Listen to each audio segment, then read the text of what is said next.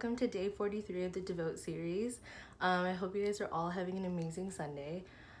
Before we dive into the passage, I want to encourage you guys to pause this video and try to read the passage on your own a couple times and see if you can understand a little bit of it, and try to make your own notes and just circle any verses that stick out to you. So for today's passage, we'll be looking at Isaiah 56 verses 1 through 12.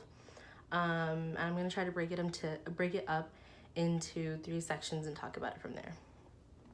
So verses 1 through 2, it kind of reveals to us that God is coming towards us with open arms and in a way of mercy.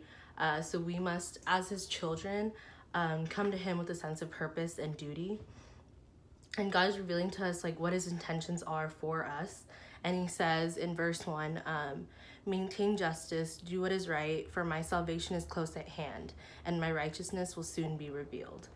And to me, this verse represents a kind of encouragement, or God's way of urging us, or those who are discouraged, and for those who are lost in their faith, or for those who claim to be living a purely Christian life or in a Christ-like manner, but in reality, we really aren't. At the same time, this verse can kind of be scary because it shows it's kind of like God calling us to wake up and see what we need to be and what we need to be living as, which is injustice and righteousness. And because in all honesty, we don't know when he's coming. He might come tomorrow or in 100 years, but we'll never be certain. And if he does come soon, are we ready to actually face him? So verses 3 through 8, we can see how a promise is made for the foreigner and the outcast. In verse 3, it says, let no foreigner who has bound himself to the Lord say, the Lord will surely exclude me from his people, and let not any eunuch complain, I am only a dry tree. For this is what the Lord said. So this is basically explaining how, these foreigners and these eunuchs see themselves for what they are called, which are outcasts and people who just don't belong in that society. And they say that they have no home or no people or any just kind of possession to themselves. But in reality, God is their family. God is their home. And this verse reminds us that, no, they have a home in God. They have a family in God. They have a community in God. And that's his promise to them. Even in this, during this time, God's people were under this notion that they themselves would be accepted by God, and all others, like the eunuch, who they were deemed as outcasts because they weren't allowed to participate in temple rituals. So his own people thought that everybody, these outcasts and these eunuchs, would be rejected by God. But God shows us that that's not how it works. We see, on the contrary, that God didn't want them to feel as if they were outcasts. He wanted them to feel as if they were a part of him. And even though society deemed them as outcasts, God saw them as completely different people. The only thing that God asks of us is that we live in his obedience and we live right, and then he will honor us. God promises us that if we just live right, he will provide for us a place in his house and among his people. But in this day and age, for us, some people, that isn't enough for us. And in our society, I think we all have a desire to please the people in our lives and seek validation or seek a place or a title among people in this world, when God is over here offering us a palace.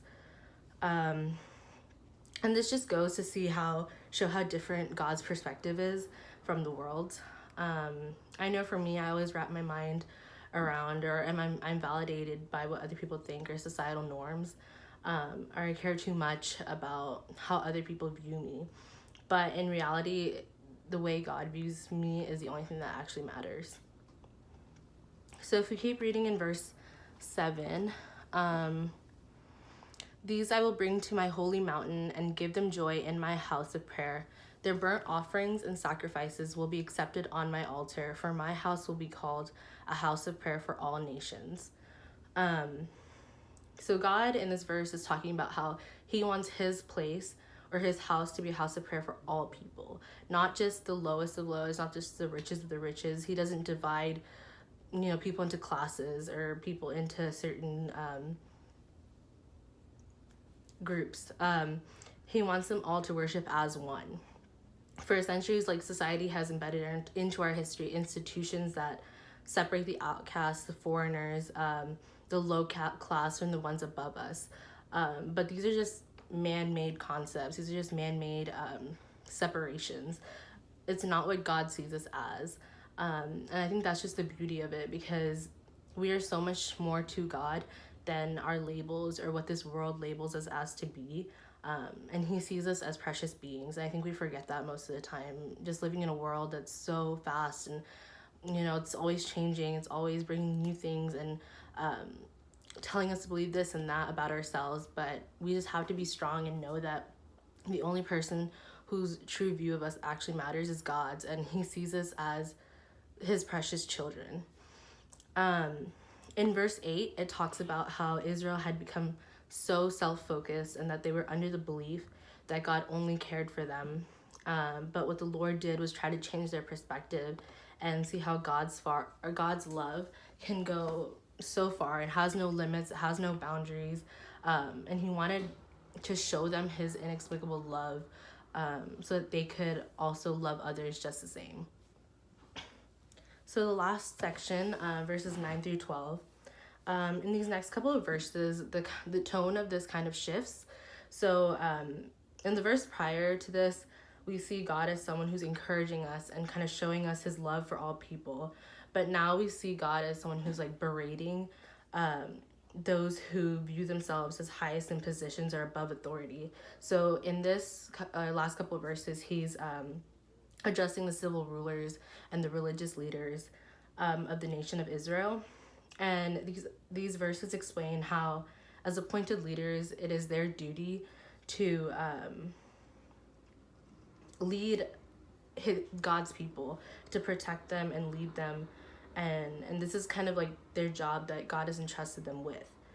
But God is basically scolding them for falling short of their responsibilities, and instead of serving the people and God, they serve themselves and their greedy desires, and they abuse their authority that was basically given to them by God.